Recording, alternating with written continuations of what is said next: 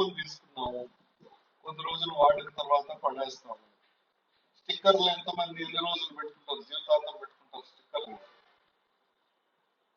ఆ? దేనికి స్పందించరు ఎందుకు?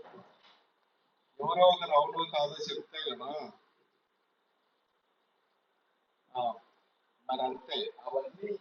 ఇప్పుడు మీకు వాడే వస్తువులన్నీ ప్రత్యేకంగా గమనించండి. ఫ్యాన్ ఎన్ని రోజులు వస్తుంది మీ ఇంట్లో ఉండే ఫ్యాను?